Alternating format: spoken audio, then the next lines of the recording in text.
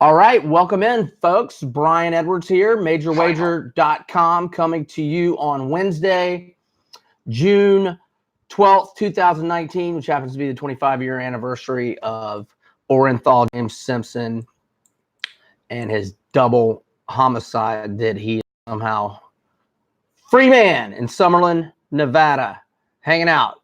Has nothing to do with today's conversation, but we are here to talk the NBA Finals, and what a night we saw Monday as Kevin Durant returned from the calf strain sustained on May 8th in the Houston series in the West semifinals.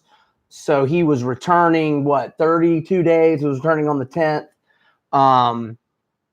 4 weeks and change afterward. Came out hot. Hit his first 3 trays, excuse me, gave him 11 points. Or wait, 12 points? Hold on. I got it in my column here.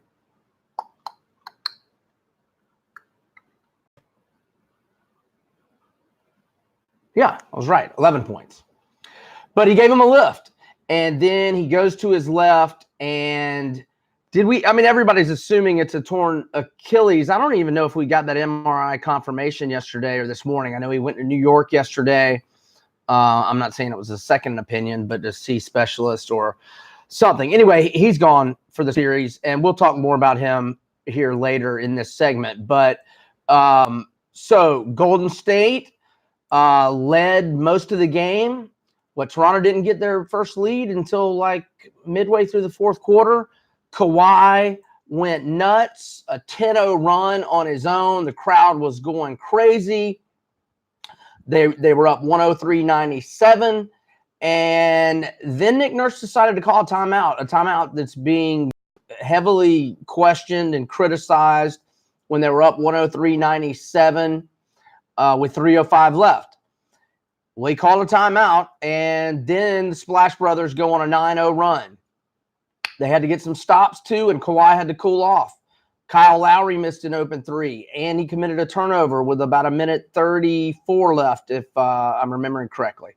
And so first Clay hit a 3.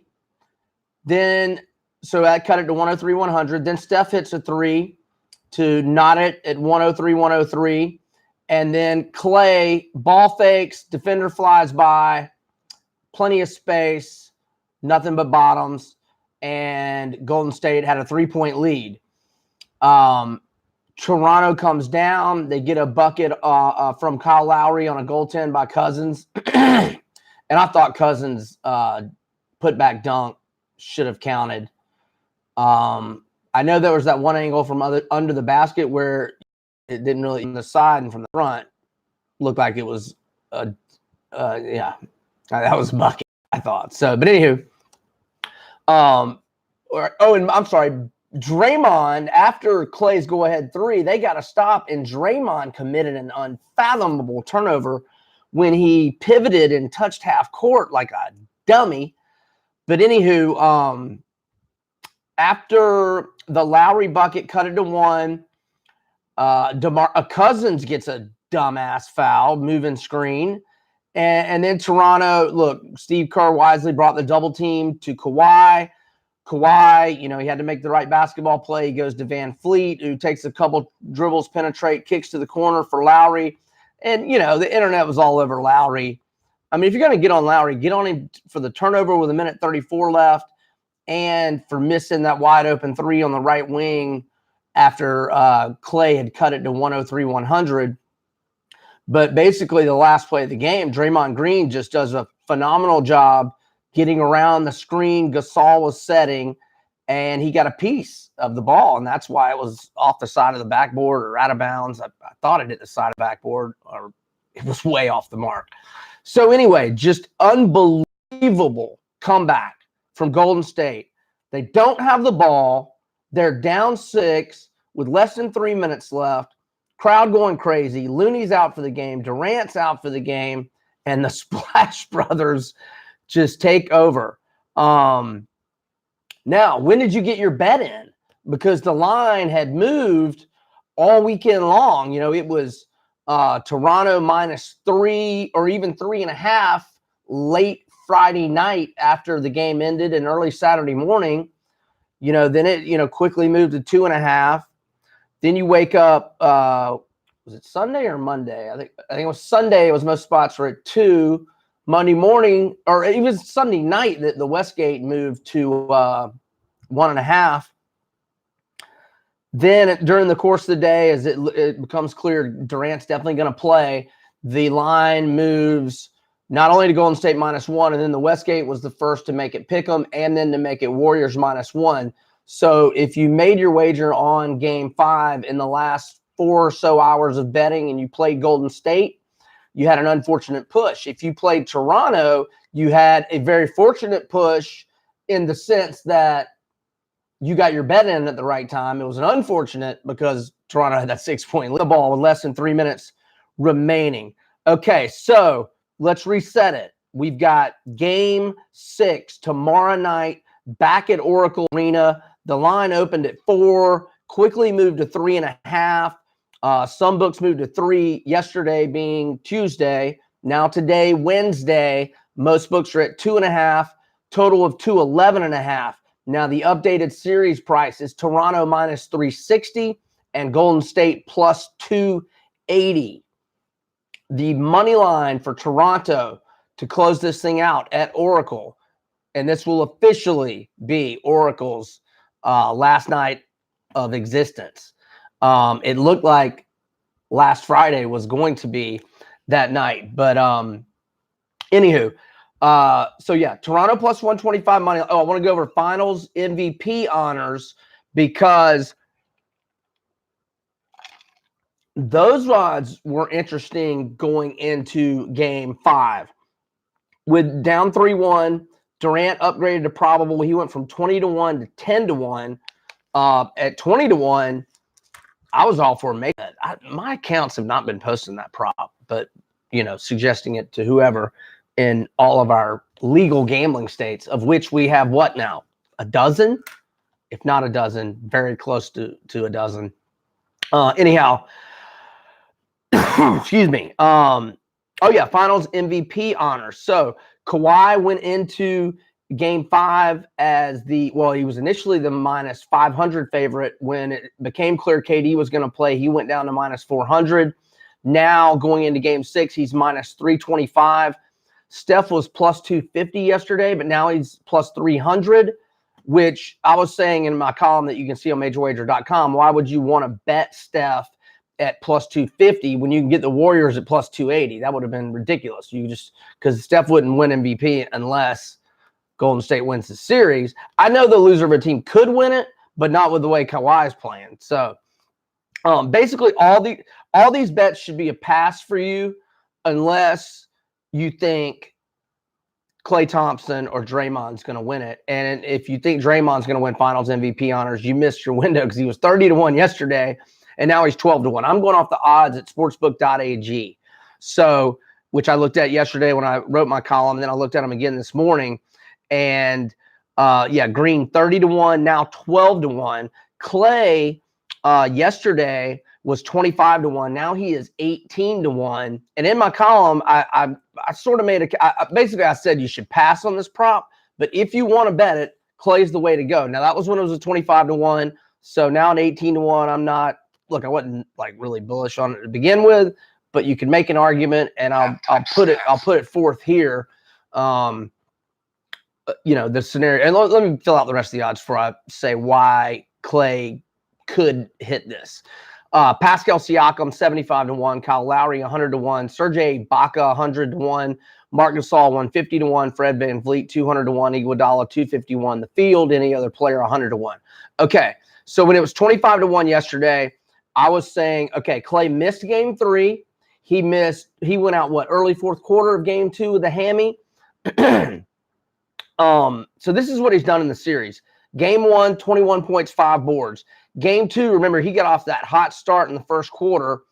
And Game 2, even though he left early, and I think his box score, I think he was only 32 minutes of playing time, but he had 25 points, 5 rebounds, 1 steal, 5 assists compared to 1 turnover. Okay, then he sits Game 3, they lose.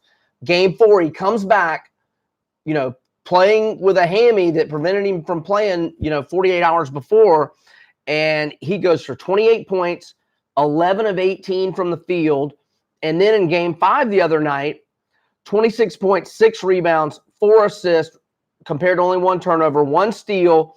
And most importantly, he hit 2 of those 3 threes that helped Golden State stave off elimination. So if Klay goes for, let's just say he scores a little more than Steph or makes the big plays at crunch time in 1 or 2 of these next, just outshine Steph a little bit in these next 2 games and Warriors come back, I think Klay will win MVP because it was 2 of his threes that kept the series alive, and we'll see what happens at crunch time and overall in these next 2 games. All right, before I check out on you tomorrow, obviously tip-off 9:07 p.m. Eastern. That's Thursday night on ABC.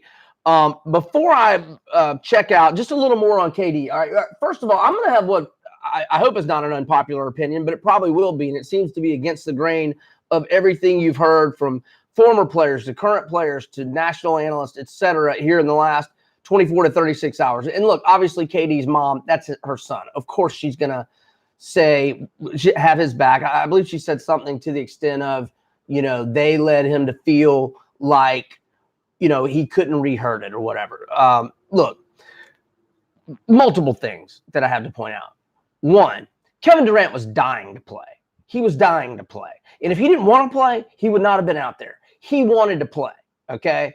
Period.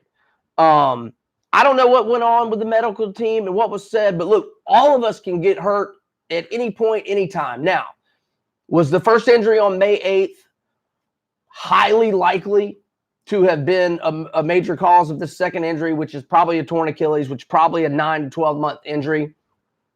Yes, of course. It probably was 95% chance that was, a major cause of this next injury. But should he have played? Yes is the answer. And there's no question about it. I don't care. I love my man Charles Barkley. I don't care what Charles Barkley said. He gets paid $30 million and change per season. So, folks, put yourself in his shoes. Or maybe not. Like, no, let's don't assume you have $150 million. I mean, is it worth it to you? You're getting paid $30 million a year by this organization, and you're in the finals, and your team is playing, and you've been out a month? Isn't it worth it? You giving it a shot? You damn right it's worth it. And you're paid well enough for it to be worth it. And let me add, everybody's making a big deal. Oh, he's in a contract year, and now he might not be able to play next year. Okay? He has a player option with Golden State. All he has to do is say, I think the deadline is June 26th. Within the next 2 weeks from today. 2 weeks from today, all he has to say is, I'm exercising my player option. He gets paid $31 million and change to rehab, be with Golden State, and if he is able to get back late in the regular season, be on a team that can once again make a deep playoff run. And the deeper the playoff run, the closer KD will be at getting to 100%, and he's getting paid. And then he can show in late regular season playoffs, hey, maybe they come back and win this series, and then he's a part of a team going for a four-peat. So I know everybody feels horrible for KD. I do too. Nobody wants anybody to get injured. But this whole narrative of he never should have played, get the heck out of here with that nonsense. You damn right he should have played. It's unfortunate he was injured. You can get injured walking your doggy this afternoon. So that's my only point. If I was saying he should play going into it, I'm not going to back off it just because he got hurt. That was my opinion. It's probably unpopular, but you know what? He had 30 million reasons to play. And for all those saying, oh, well, now he's getting robbed of a max contract. Well, he's got $31 million player option. And first of all, if you don't think that all these teams won't still sign him just because he might miss all of next year, that's crazy. They will. They will. I know the Knicks will. I know the Nets will.